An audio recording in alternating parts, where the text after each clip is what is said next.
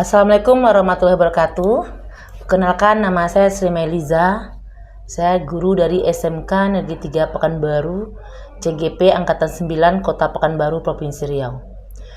Baik, untuk video kali ini saya akan melakukan pra-observasi kepada teman sejawat saya di SMK Negeri 3 Pekanbaru dengan Pak Slamet Edward Lumban Gaul, SPD MM, di mana Bapak ini adalah mengampu public speaking. Baik, selamat siang Pak Slamet. Selamat siang Ibu Sri Meliza. Bagaimana kabarnya Pak Slamet? Baik, sangat. Alhamdulillah Pak Slamet ya. Iya. Luar biasa. Sangat luar biasa Ibu. Baik, di sini Pak Slamet, saya di sini akan melakukan pra-observasi seperti Ibu. supervisi ya Pak. Iya. Di mana pembagian sini ada pra-observasi, ada observasi dan pasca observasi nantinya Pak. Baik, untuk di sini nanti saya akan melakukan pra-observasi dengan Bapak. Apa saja perencanaan kegiatan yang akan Bapak lakukan pada pembelajaran Bapak nantinya. Iya. Setelah itu sebelumnya saya akan mengajukan beberapa pertanyaan ke Bapak nantinya. Baik. Bagaimana nanti kita bisa mengetahui tujuan persiapan Bapak sebelum melakukan kegiatan pembelajaran, Pak. Baik, Pak.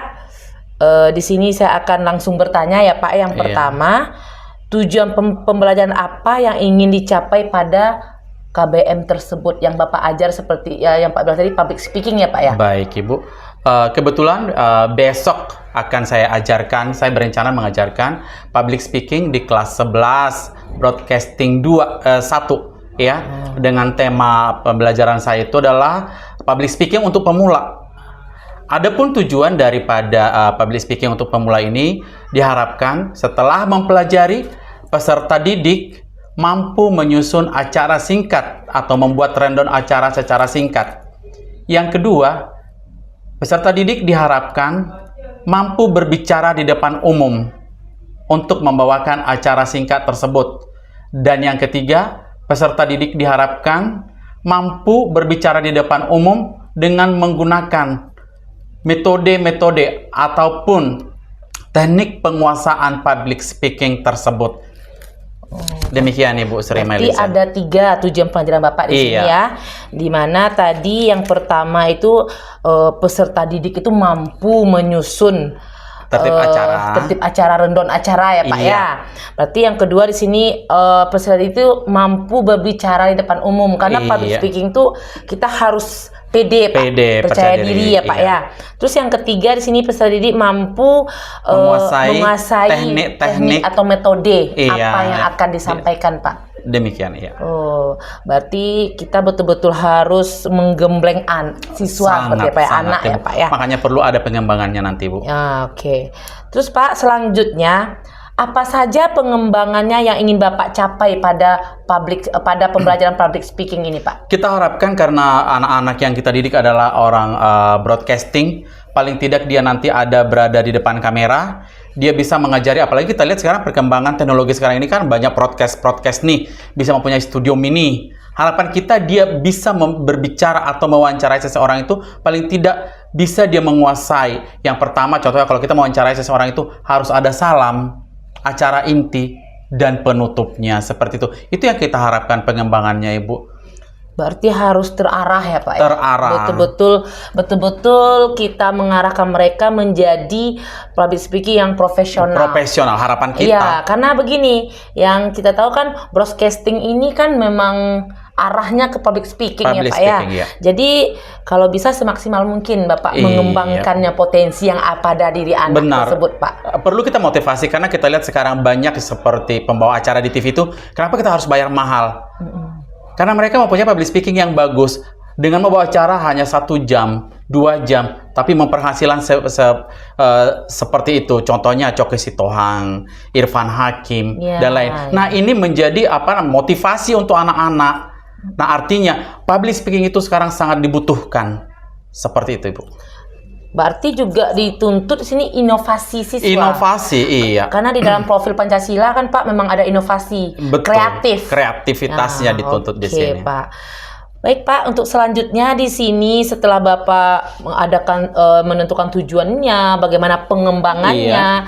Sekarang yang bagaimana Bapak dalam melakukan rencana pembelajaran yang Bapak buat, apa model atau strategi yang Bapak gunakan? Setelah saya lihat metode-metode ataupun strategi pembelajaran itu ya, sepertinya yang cocok saya gunakan itu metode problem based learning dan inquiry. Karena kenapa?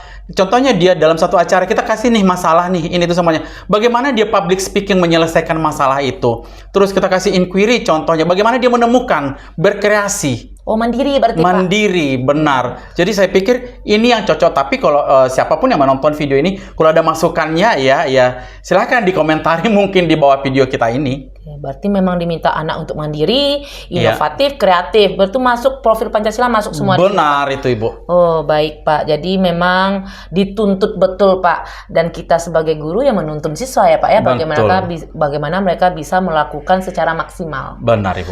Baik Pak. Selanjutnya nih Pak. Iya. Kapan rencananya pembelajaran public speaking ini akan Bapak laksanakan? Kebetulan sekali Bu ya, besok saya akan mengajarkannya. Oh, besok ya Pak ya. Iya. Di jam berapa Pak? Jam pertama kedua Ibu. Pertama kedua Pak. Iya. Itu apakah langsung praktek atau teori dulu atau sekalian jalan Pak? Kita kasih teori dulu Bu, agar dia tahu teknik-teknik penguasaan public speaking itu bagaimana. Kita kasih dulu. Walaupun nanti akan kita kasih penugasan, yaitu contohnya membuat tertib acara yang singkat seperti itu. Oh, begitu ya Pak ya. Jadi di jam pertama dan kedua, berarti 2 jam mata pelajaran. Nanti untuk prakteknya Bapak lakukan 2 jam mata pelajaran, itu bisa saja minggu depan ya Pak ya. Karena tadi metodenya itu kita sudah gunakan problem based learning dan inquiry, jadi mereka bisa belajar mandiri. Oke. Berarti betul-betul diminta di sini siswa itu merdeka Pak, merdeka belajar tapi mandiri betul ingat ya. loh Ibu, kita harus merdeka belajar tapi kita harus memfasilitasi ini dengan perhatian kita sebagai guru, membatasi kreativitas sehingga tidak terjadi rasisme ataupun menyinggung orang lain. Baik Pak, terima kasih banyak ya Pak ya atas waktunya, sudah diberikan kesempatan kepada kami untuk melakukan pra-observasi pada hari ini. Besok kita akan lihat bagaimana Bapak melakukan observasi. Baik, terima kasih sekali lagi Pak atas kerjasamanya. Demikianlah pra-observasi kita pada hari ini. Billahi taufiq wal hidayah. Assalamualaikum warahmatullahi wabarakatuh.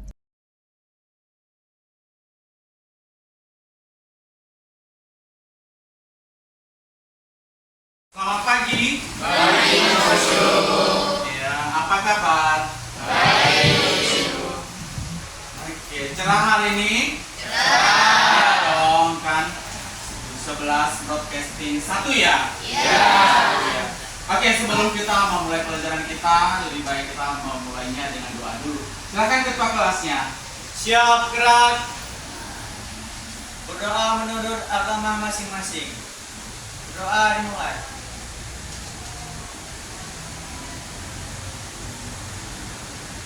Berdoa selesai. Beri salam. Selamat pagi. Bagaimana? Siap untuk belajar hari ini? Siap. Pasti. Kita yel-yel dulu ya. Masih ingat kan yel kita kalau SMK itu harus semangat, iya kan? Kalau nanti saya bilang SMK bisa, SMK bisa, SMK 3 luar biasa. Yes. Oke. Kita ini SDG kita dulu. Harus pakai tangan, oke? SMK bisa. SMK bisa. SMK 3 luar biasa. Yes. Iya, anak-anak hebat semuanya. Baik, sebelum Mosyu memulai kegiatan kita ini, pembelajaran, lebih dahulu saya mengabsen dulu ya. Silakan namanya Aldila, Alam, Al-Fajri, Amelia, Anugrah, Ardianta,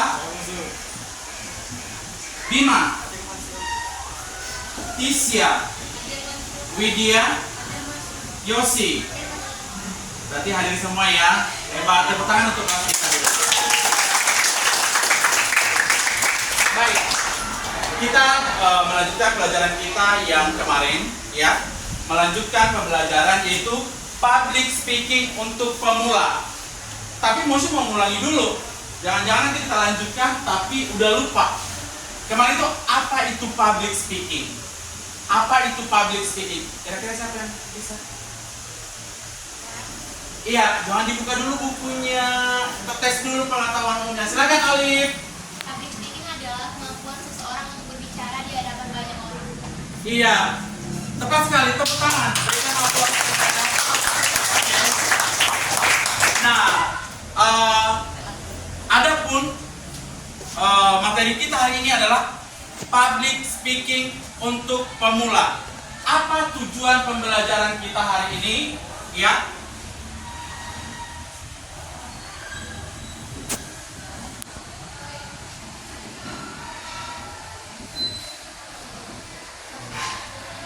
Nah, public speaking untuk pemula. Adapun tujuan materi kita hari ini adalah yang pertama, bagaimana kamu pertama sekali menjadi seorang public speaking?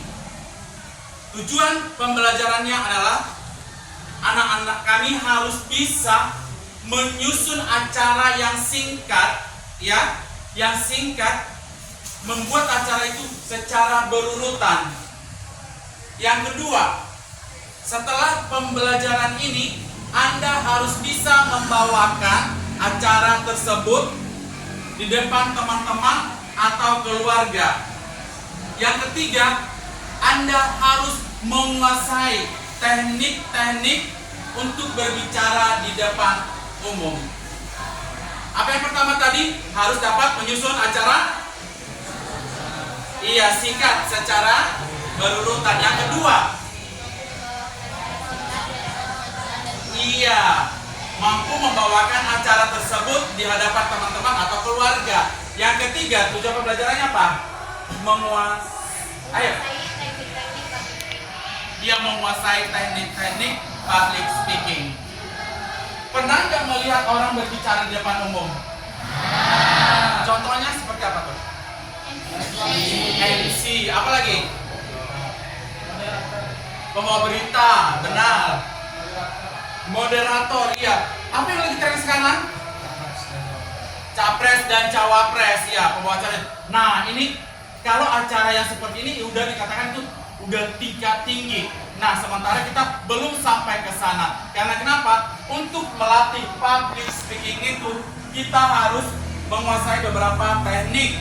Nah, ada 5 teknik yang harus kamu kuasai untuk menjadi seorang public speaking.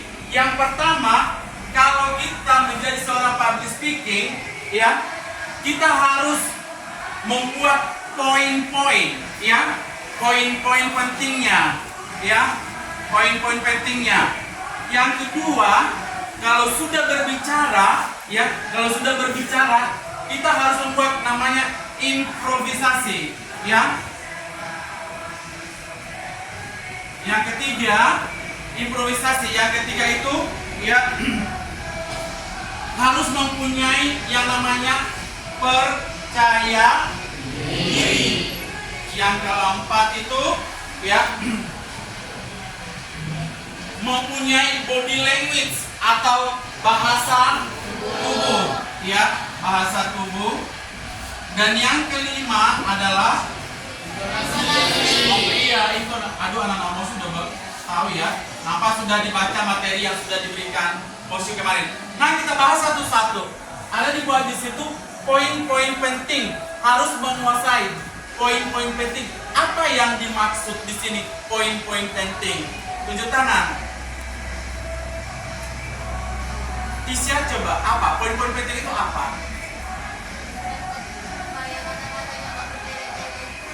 Oke, bisa. Mempunyai kata-kata, tidak mempunyai kata-kata yang bertele-tele sehingga membuat orang boring mungkin ya. Iya, bisa. Yang lain. Coba yang lain, tunjuk tangan. Apa? Kesario mungkin?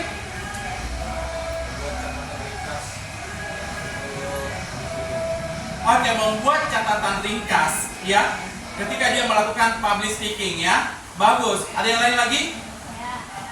Iya, Olive. Poin-poin penting itu adalah hal-hal umum yang ingin disampaikan. Iya, hal-hal umum yang akan disampaikan. Tapi ayo dong teman-teman aktif semuanya. Jangan Olive ini terus. Karena Olive saya lihat tadi lebih dominan di kelas kita. Yang lain masih punya kesempatan. Karena ini kan kelas kita 11 broadcasting. Nah, ini harus kita mengeluarkan rekaman diam aja. Nah, karena ini kelas kita. Apalagi sekarang public speaking. Latih gaya bicara kamu. Jadi, mau saya ambil tadi itu kalau memberikan poin-poin penting itu adalah inti-intinya saja, garis besarnya saja, tapi Ananda bisa semuanya mengembangin. Oke, yang kedua, kalau ini saya tanya langsung ya sama orangnya, improvisasi. Improvisasi itu apa maksudnya itu? Improvisasi. Ayo si Iza, silakan. Improvisasi itu apa?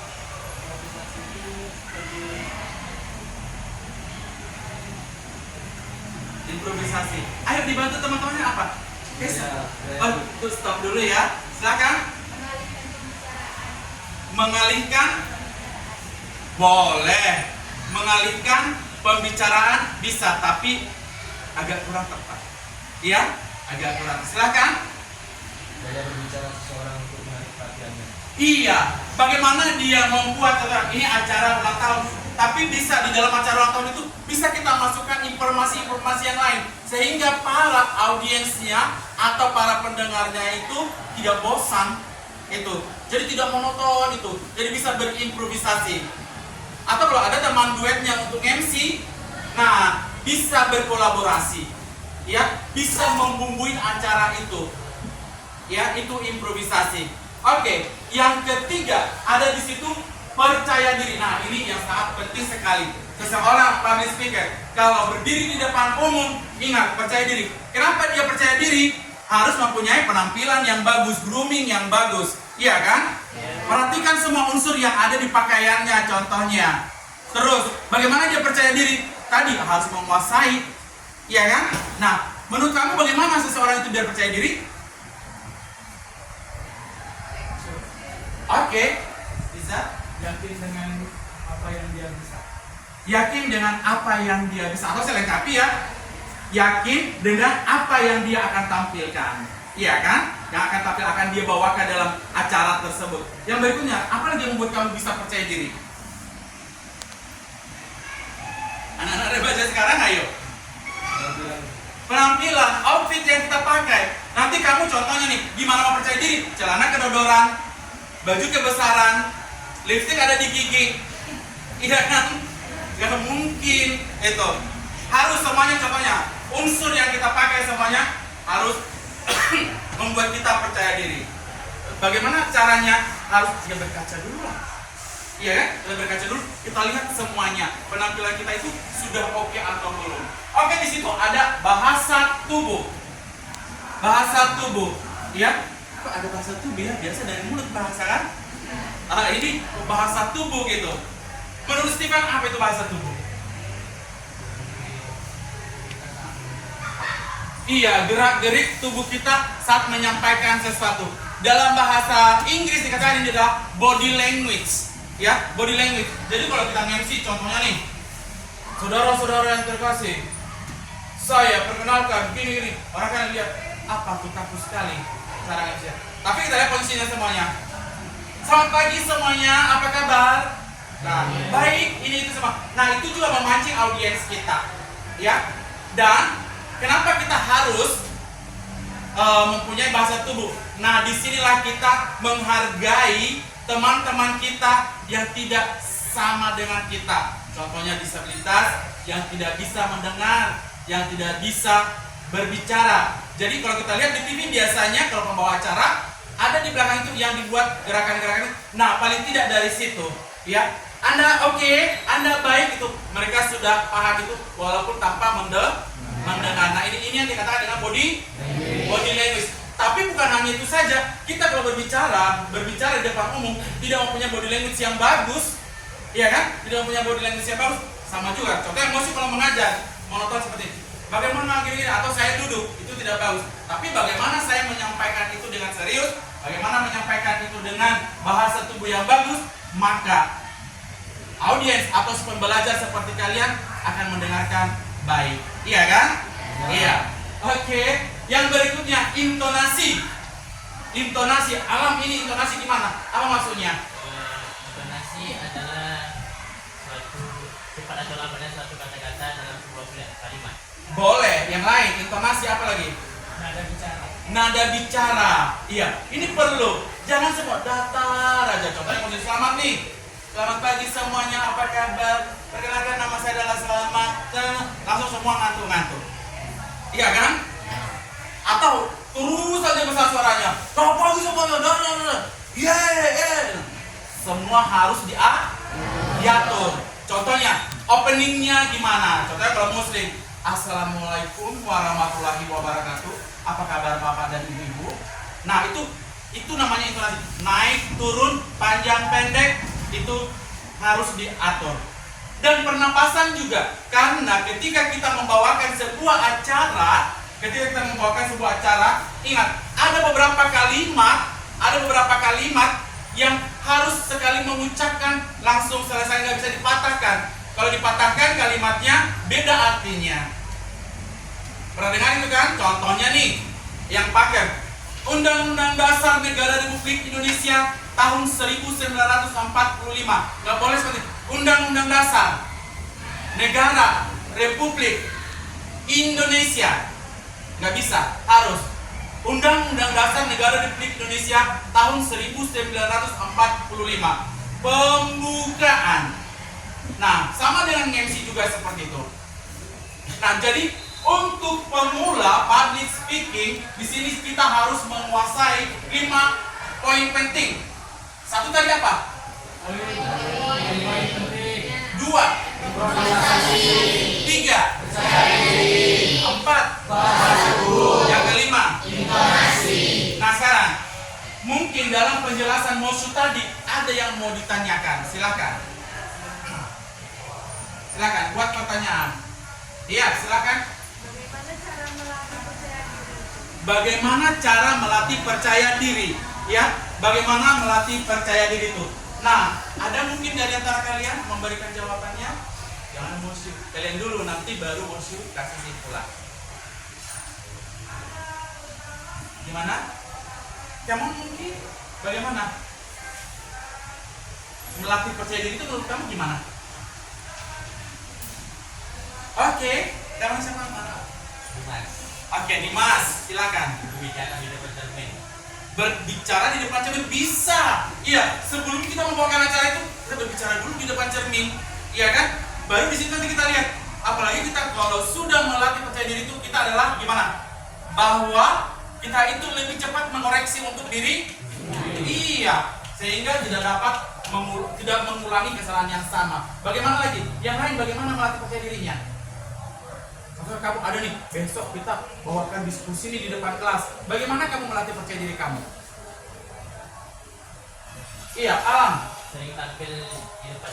Iya, itu yang paling utama. Seringlah melatih diri tampil di depan umum, di depan kelas, itu termasuk. Atau ruang lingkup kecil di depan keluarga, iya kan? Itu termasuk. Nah, jadi Moshu dapat menarik kesimpulannya. Contohnya, bagaimana melatih percaya diri itu? Pertama adalah self confidence. Itu bagaimana? Kamu harus bersyukur apa yang kamu miliki di tubuh kamu ini. Jangan pernah menyesal sebagai diri sendiri, iya kan?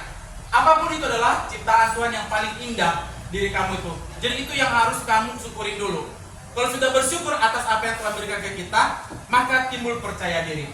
Berikutnya, perhatikanlah pakaian-pakaian yang kamu pakai, gaya bicara, bahasa tubuh kamu, intonasi bicara kamu. Maka dari situ, maka timbullah percaya diri. Bagaimana? Iya. Ada lagi pertanyaan yang lain? Iya. Apakah poin-poin itu tuh termasuk dari rundown acara? Yes. Pertanyaan bagus sekali. Poin-poin itu adalah rundown acara.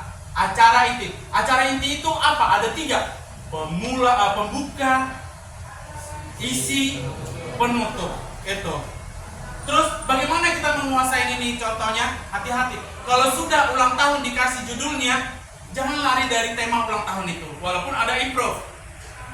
Kadang-kadang orang kan yang dibawa acara ini lari kemana-mana, dibawa acara hukum, tiba-tiba lari ke ekonomi, tiba-tiba lari ke... Kita lihat itu sekarang di broadcast yang ada kan, yang ditanya mengenai individual secara pribadi, tapi lari kemana-mana, sehingga terbongkar rahasia-rahasia yang tidak perlu. Ingat, harus ada pembatasan, ya, harus ada pembatasan pembicaraan, walaupun kita berimprove itu.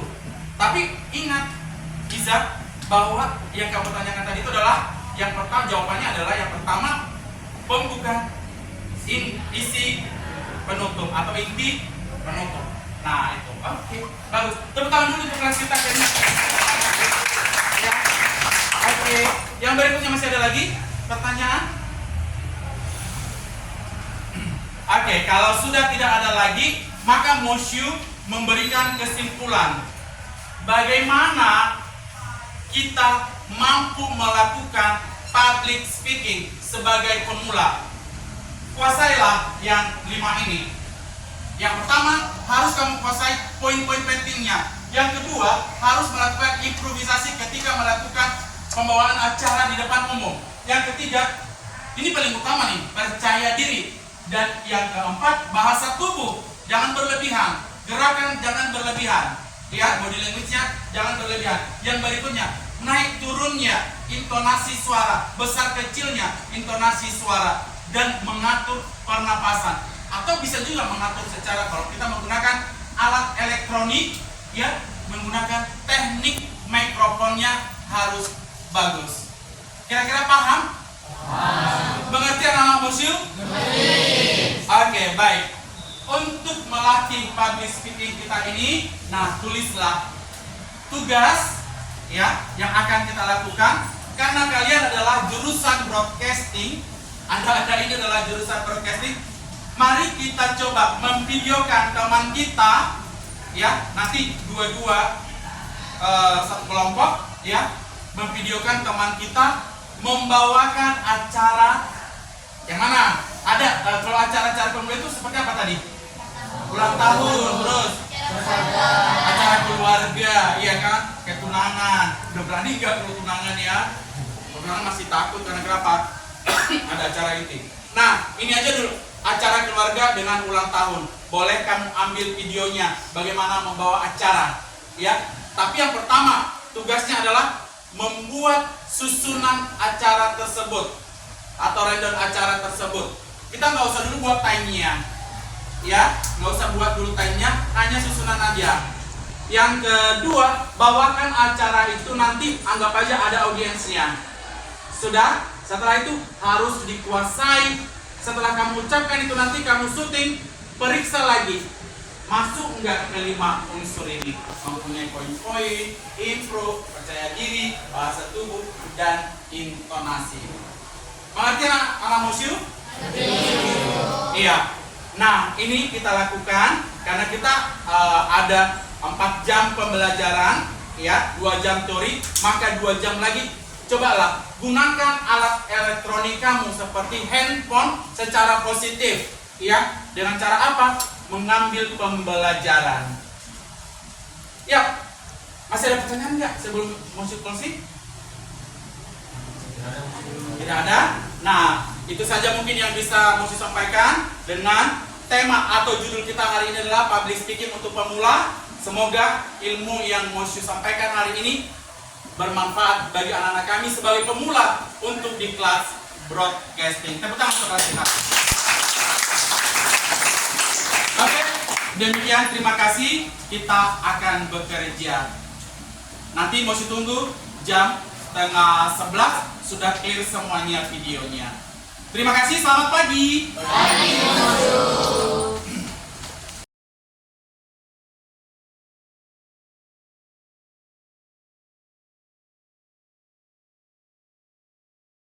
Selamat pagi Pak Slamet. Selamat pagi Bu. Bagaimana kabarnya hari ini?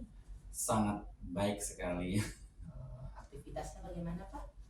Lancar semuanya. Baik Pak, di sini saya akan membersamai Bapak untuk melakukan pasca observasi ya Pak ya. Ya, baik. Karena sebelumnya kita sudah melakukan pra supervisi. observasi dan ini kita akan melakukan pasca observasi. Sebelumnya saya ucapkan terima kasih dulu kepada Ibu PP, Bu Mulyani Anggi Putri yang sudah memberikan kesempatan kepada saya untuk mensupervisi untuk melakukan pasca observasi kepada Pak Slamet, rekan kerja saya di SMK Negeri 3 Pekanbaru, Ibu, di mana Bapak ini mengampu pelajaran public speaking. Baik, Pak Slamet, untuk selanjutnya yang sudah kita lakukan sebelumnya yaitu pra-observasi atau supervisi, observasi yang sudah kita lakukan di kelas punya Bapak, dan sekarang kita akan melakukan pasca. Mungkin di sini ada beberapa pertanyaan yang akan saya sampaikan ke Bapak. Baik, Pak, untuk yang pertama, apa yang akan Bapak tuju dari coaching ini? Mungkin ini ya Bu, dari coaching ini kita berbagi pengalaman, sharing tentang bagaimana kita mengajar di kelas, bagaimana ketercapaian daripada tujuan pembelajaran kita, bagaimana situasi di kelas. Mungkin itu yang akan kita sharingkan di sini Bu. Berarti kata kuncinya sharing ya Pak ya? Sharing tentang apa yang Bapak lakukan di kelas ya Pak ya. Baik, untuk yang kedua Pak, apa yang ingin Bapak capai dari percakapan kita sekarang ini Pak? Yang ingin saya capai, kalau contohnya saya seorang guru ya, ingin berbagi sama teman-teman bagaimana kita metode mengajarnya itu bagaimana, terus pencapaian di dalam mengajar itu bagaimana, karena kita sebagai guru harus ingat tugas fungsi utama kita itu apa gitu, memberikan ilmu, dan ilmu itu sebenarnya walaupun banyak metode A, I, U, E, O, tapi tergantung kita melihat situasi, kondisi kelas, bagaimana kita mentransfer ilmu yang kita punya ke anak-anak, dan itu anak-anak bisa dapat gitu. Oh, berarti di sini intinya Bapak itu berbagi dulu dengan teman sejawat, biar bisa nanti mencapai apa yang akan disampaikan kepada anak-anak ya Pak ya. Iya betul. Baik Pak, selanjutnya Pak, bagaimana perasaan Bapak pada pembelajaran yang sudah Bapak lakukan kemarin, pada saat observasi kemarin Pak? Kalau saya Bu Li, saya sangat senang sekali karena kenapa? Tipikal saya kalau mengajar itu harus energik. Karena menurut saya seorang guru itu dari perform kurang, suara kurang, penguasaan kurang, itu kan akan mata pelajaran itu saya akan selalu seperti ini.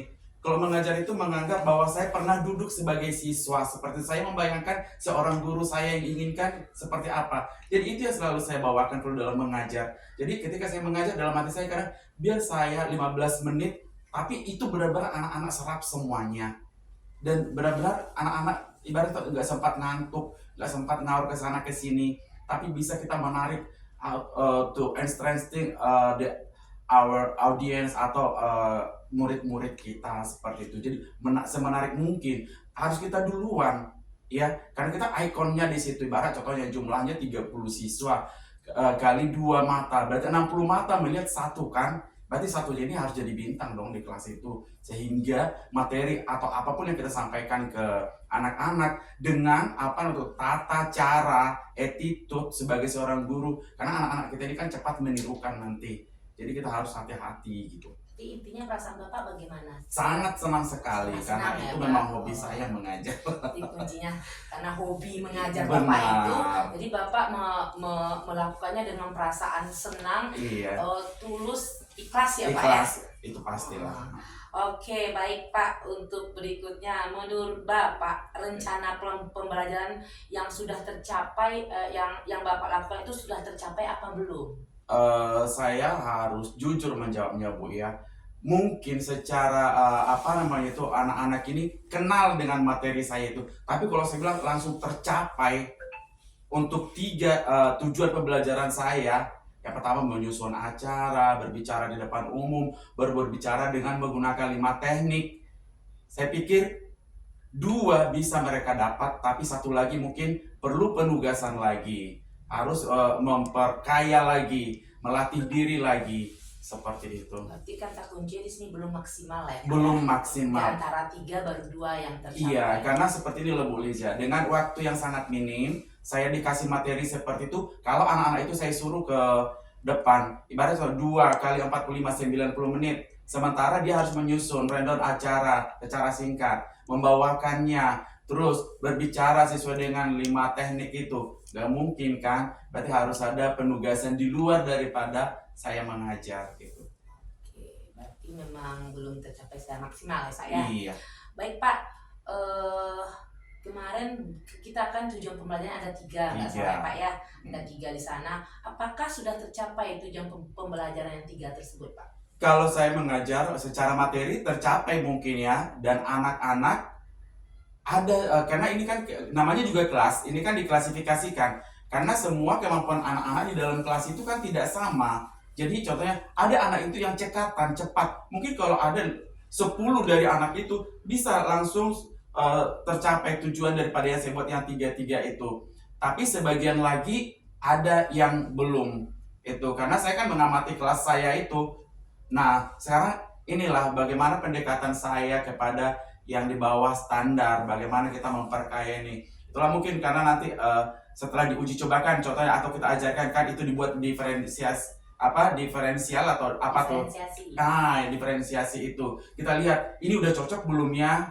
Ini belum cocok atau gimana? Nah, bagaimana ini biar semuanya rata? Seperti itu, Bu. Baik, baik Pak.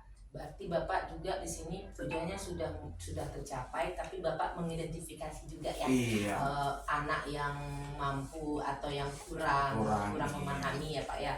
Oke Pak, setelah kita mengidentifikasi pembelajarannya itu, yang pembelajaran kemarin, apa yang menurut Bapak yang harus dipertahankan Pak? Yang harus dipertahankan, iya.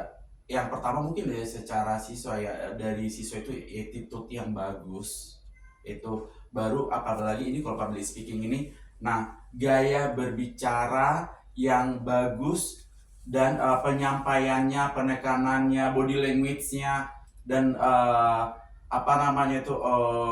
tekniknya berbicara di depan umum dan bagaimana menguasai audiens. Karena kebetulan saya kan mengajarkan public speaking gitu. Jadi harus dipertahankan. Contoh apa yang sudah kita tekankan, bagaimana dia menjadi seorang pembicara. Karena kita lihat sekarang kan Bu, orang-orang pembicara itu sangat gimana ya? Kadang dia berbicara hanya 1 jam, kayak MC sekarang kan bayarannya sekian.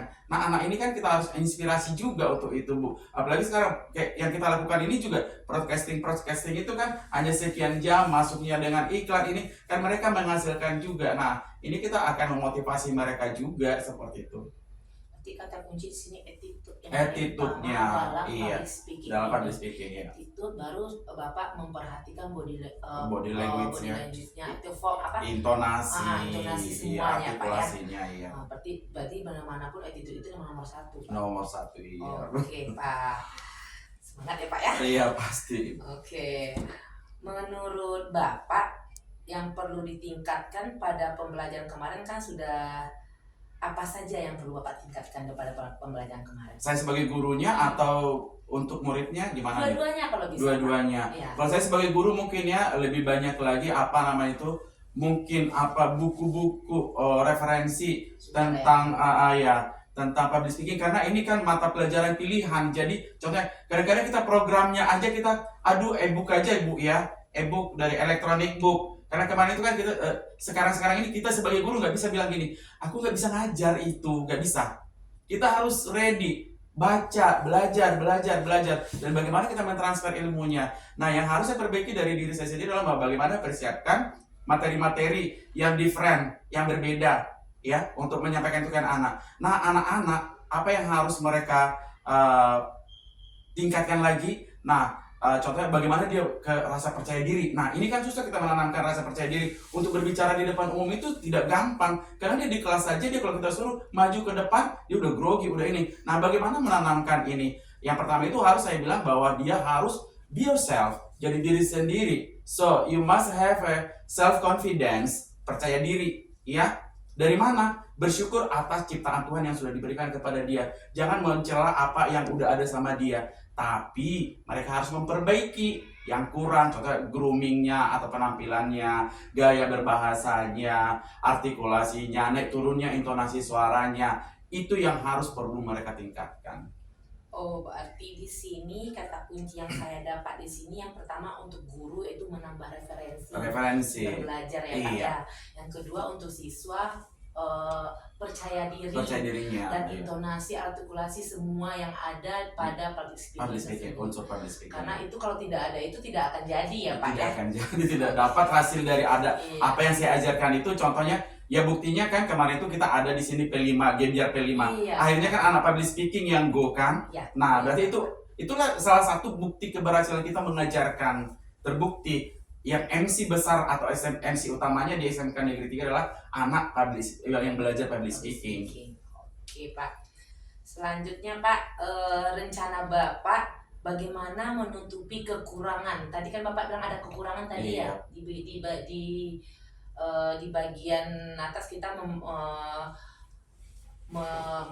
mendapati kekurangannya itu jadi rencana Bapak bagaimana menutupi kekurangan tersebut? Iya, menutupi kekurangan tersebut itu inilah apa kunci kita sebagai guru. Contohnya ketika dia sudah bagus, jangan terlampau dipuji kali, tapi berikan penghargaan. Ketika dia masih kurang mampu, nah disinilah tugas kita sebagai guru, bagaimana memotivasi. Karena semuanya, kalau saya sebagai guru ini gini, saya mengajarkan public speaking. Tidak semua hobi public speaking, tapi bagaimana public speaking itu menarik dia pelajari. Walaupun contohnya kalau kita mengasih nilai kan ada nilai 10, 9, 8, 7, 5. Gak bisa kita paksakan itu 10 semuanya. Karena kenapa? Kadang anak-anak itu jangan lupa loh, kita guru-guru kadang-kadang kan egois.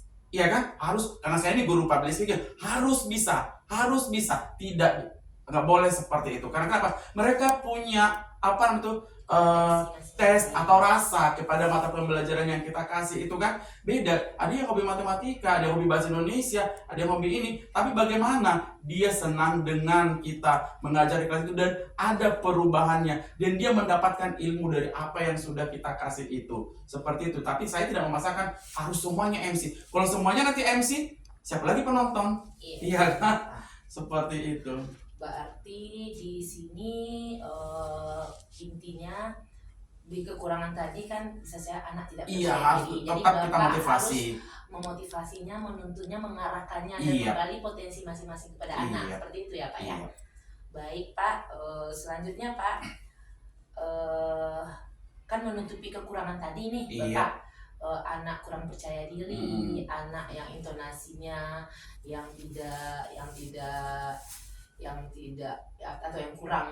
kurang ya Pak ya.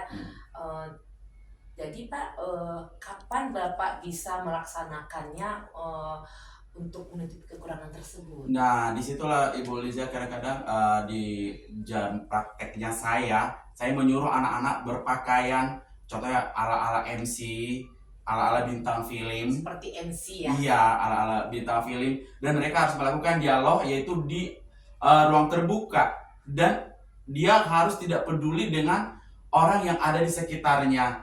Seolah-olah dia adalah seorang reporter. Nah, dengan seperti ini kan mau tidak mau dia kan harus percaya diri. Iya kan? Harus percaya diri dia. Coba kan nggak percaya diri nanti. Dan biasanya saya lebih gampang gini sebenarnya setelah saya praktekkan. Lebih gampang ketika anak itu disuting dirinya sendiri dan kita suruh ditonton, itu lebih gampang dia memperbaiki diri sendiri, mengoreksi. Karena dia tidak mau tampilannya itu ditonton orang banyak, agak kurang gimana gitu. Attitude-nya, body language-nya, artikulasinya, gaya berbicaranya. Maka mereka tuh cepat-cepat diganti.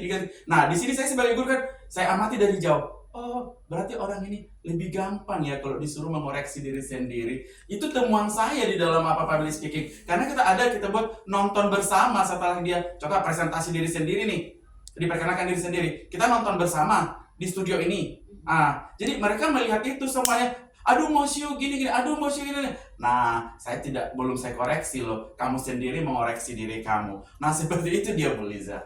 Berarti si anak ini mengoreksi dirinya sendiri, iya. Dari guru dulu Pak ya. Iya. Oke, tadi Bapak sampaikan kepada saya, Bapak akan membuat mereka itu pakaian ala-ala MC nih. Iya. Kapan spesifiknya akan Bapak lakukan? Mungkin diambil di pas mid semester sebelum bulan Ramadan mungkin. ya saya sudah harus melakukan itu. Oke, berarti pas meet ya Pak ya, Iya. pengambilan nilai ya berarti Nilai ya. ya. Baik Pak, dengannya Bapak tadi ingin melaksanakannya seperti yang Bapak sampaikan tadi, menurut Bapak siapa yang mendukung Bapak untuk mencapai pelaksanaan perencanaan Bapak ini? Siapa saja yang akan mendukung? Ya sebagai guru ya udah semuanya lah, pasti stakeholder yang ada di sekolah kita, mulai dari kepala sekolah, wakilnya, guru-guru, staf pegawai, semua dan fasilitas yang ada di sekolah kita ini pastilah mendukung kita untuk mengajarkan ini, dan persetujuan daripada pimpinan kita dan penyesuaian dengan kurikulum seperti itu. Oke Pak, seperti apa komitmen Bapak dalam melaksanakannya? Komitmen saya itu contohnya saya harus berjanji ke diri saya sendiri karena saya adalah guru. So, tugas fungsi utama saya adalah mengajari siswa-siswi. Jadi saya harus komitmen mengajari mereka, dikasih tanggung jawab. Walaupun saya sebenarnya guru bahasa Perancis loh Bu Liza. Oh Iya kan? Guru bahasa Perancis, iya. Ya. Tapi mengajari public speaking, juga perhotelan juga.